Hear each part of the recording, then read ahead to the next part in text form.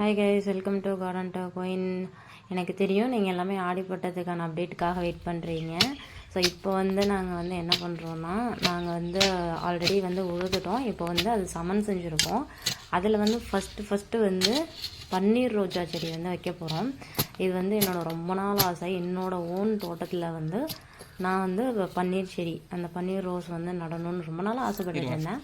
So அது இன்றைக்கி தான் நிறைவேறி இருக்குது. ஸோ ஃபஸ்ட்டு மண் ஒரு 2 அடி தோண்டினா போதும்.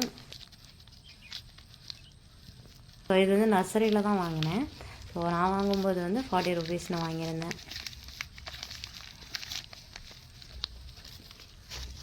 இப்போ குழி பறிச்சாச்சு. இப்போ செடியை வச்சுட்டு லைட்டாக மண் போடுவோம்.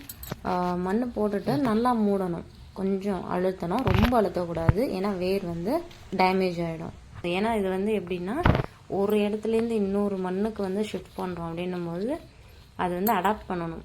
அந்த வேர்கள் நம்ம மண்ணை அடாப்ட் பண்ணணும். ஸோ இப்போ நல்லா மூடிட்டு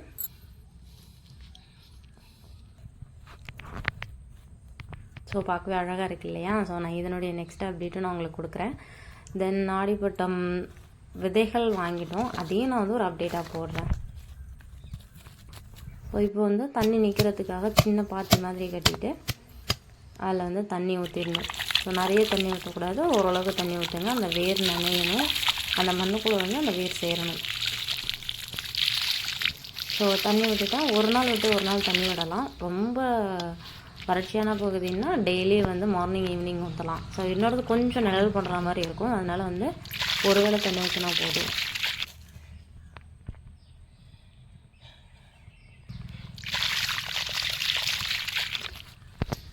இந்த வீடியோ பிடிச்சிருந்துன்னா லைக் பண்ணுங்கள், ஷேர் பண்ணுங்கள், கமெண்ட் பண்ணுங்கள், மறக்காமல் சப்ஸ்கிரைப் பண்ணுங்கள்.